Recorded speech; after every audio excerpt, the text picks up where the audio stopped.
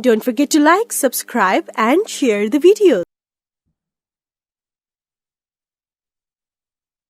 The topic that we are going to discuss now is Elephant Corridors of India 2023. It is actually a report which was released by central government, and they have highlighted certain important points with respect to elephant corridors, and they have also raised concerns. Okay, based on this report, critics have raised concerns. Let us understand what this is.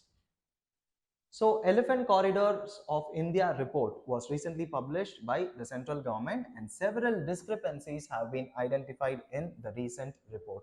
What are they? We'll understand.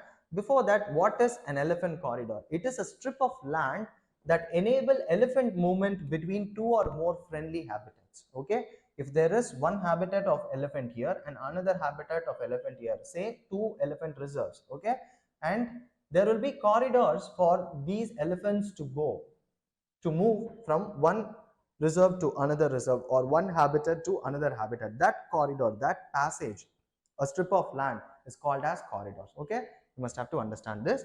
And then let us understand the highlights of this particular report, that is Elephant Corridors report of 2023.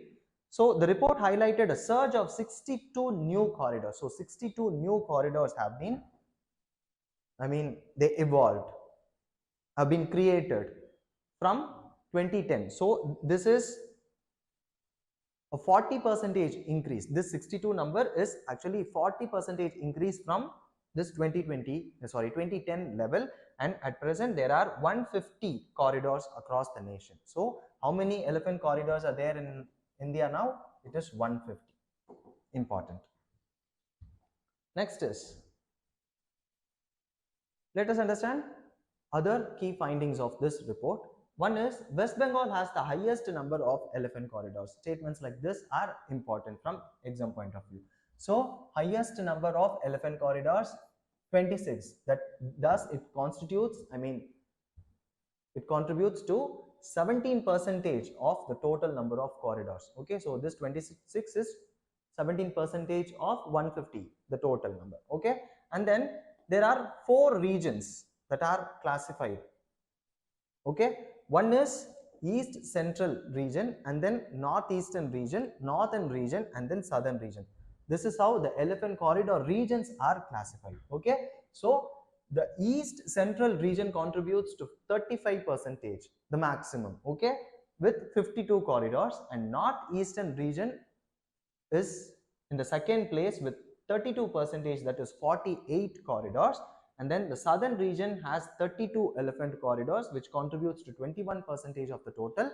And then the northern India has the lowest count, that is 18 corridors, which amounts to 12% of the total. Okay, so this we need to understand, that East Central region has maximum number of elephant corridors, which is followed by Northeastern region, Southern region, and then the Northern region. This is the order. This order you must have to remember. Next is, elephants have expanded their range in certain areas. What are all the areas?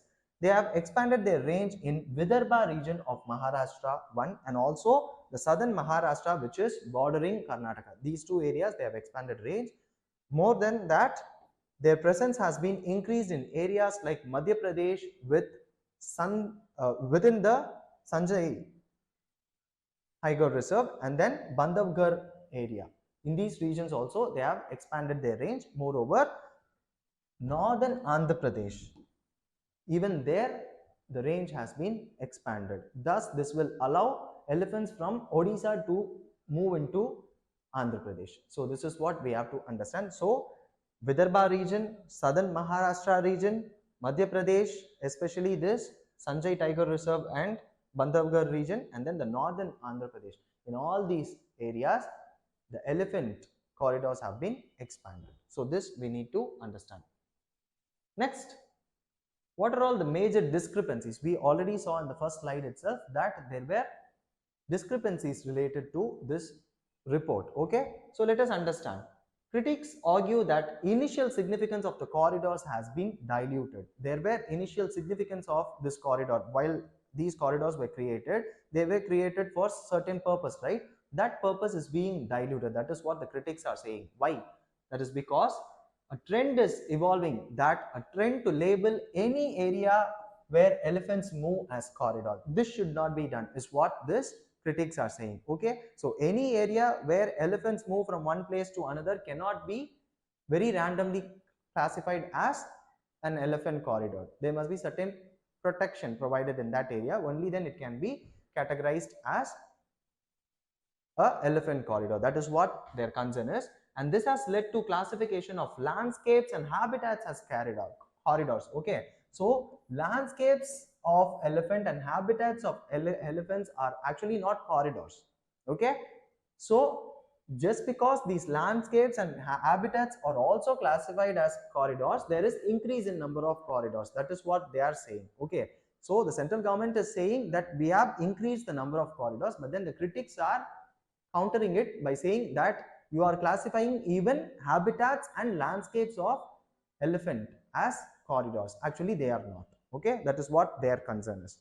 Next is, critics argue that the expansion of elephant ranges has also led to increased incidence of elephant deaths because of electrocution. Very important thing. And then they also fall into wells. Okay, randomly we cannot expand elephant ranges. Okay, there must be certain protection provided to them. They cannot be allowed into places where human activity is more. Okay, so because of that they are falling prey for this electrocution, and then there are also incidences where they fall into wells. Okay, small elephants, the baby elephants fall into wells. Okay, and then expansive corridors might escalate human elephant conflict. This is also happening when we are going to expand the number of corridors, then there are chances that they come in contact with humans, thus there will be human animal. Here the animal is elephant, human animal conflict. Okay, so this is what we need to know.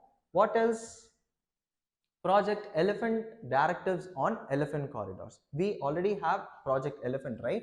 So this Project Elephant has given certain directives on elephant corridors. What are they? First thing is, in the year 2005-06, this Project Elephant has issued directives to states regarding elephant corridors. First is, it stated that corridors in the forest area should adhere to the rules outlined by this act, that is Wildlife Protection Act of 1972. This was the first directive given.